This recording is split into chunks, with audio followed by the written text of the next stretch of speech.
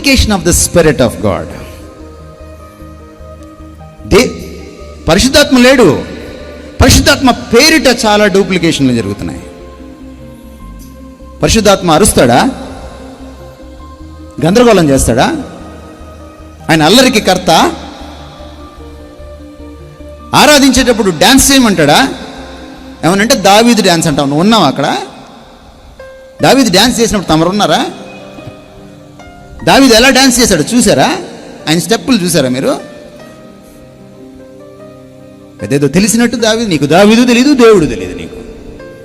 నీ dance YouTube dance, నీ dance cinema dance, నీ డ్యాన్స్ ఇదిగో టీవీలో డ్యాన్స్. ఈరోజు చర్చిలో డ్యాన్స్లు ఇస్తున్నారు అపుంసపుం తెలియని ఆడపిల్లల చేత, చిన్న పిల్లల చేత. తల్లిదండ్రులు సిగ్గు లేకుండా సెల్ఫీలు తీసుకుంటున్నారు, వీడియోలు తీసుకుంటున్నారు. What are you doing in the name of the spirit? బట్టలు ఊడిపోతున్నాయి, నీకు తెలియట్లా. నీ డ్యాన్స్లో, నీ ఆరాధనలో, నీ గందరగోళంలో నువ్వేం మాట్లాడుతున్నావో నీకు తెలియట్లా. ఆత్మఫలంలో ఒకటి ఉంది తెలుసా మీకు? ఆశా నిగ్రహం, సెల్ఫ్ కంట్రోల్.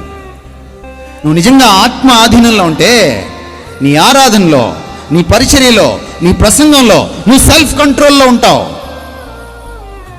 తూలనాడి ఒక్క మాట కూడా మాట్లాడవు. నేను స్టేజ్ ఎక్కేటప్పుడు నేను ప్రభువుని అడుక్కుంటాను తెలుసా, నేను నాయన నా ఆవేశం వద్దు, నీ ఆవేశం కింద నన్ను ఉంచు. I have a fear. ఒక్క మాట తూలనాడు మాట్లాడతానేమో, నాకు శ్రమ. ఇఫ్ ఐ డూ దాట్,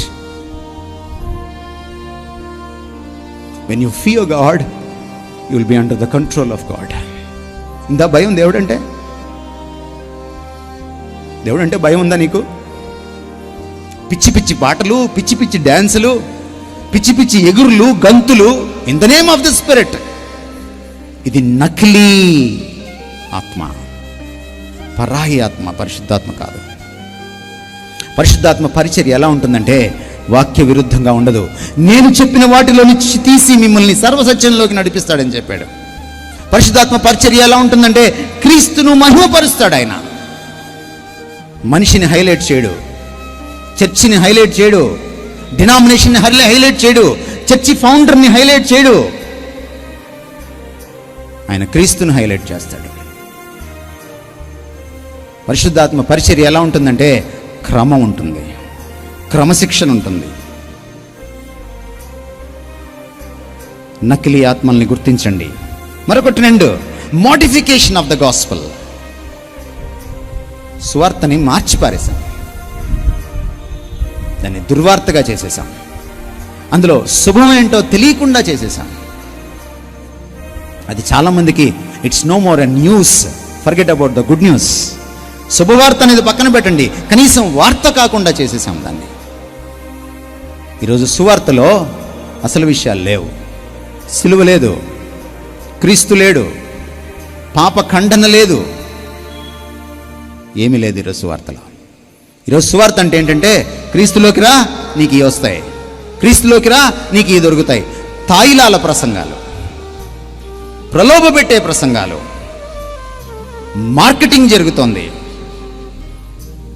సువార్త పని ఒక పరిచర్య, it's a ministry, not a marketing. You don't market Christ, you minister Christ. Please understand this. మీరు చూడండి, యూట్యూబ్లో వెతకండి, మీరు చూడండి, పెద్ద పెద్ద దైవజనులు మాట్లాడిన దాంట్లో సువార్తలో క్రీస్తున్నాడేమో, సిలువ ఉందేమో, పాప ఖండన ఉందేమో. పాపాన్ని ఖండించిన ఖండిస్తున్నారు ఈ రోజున.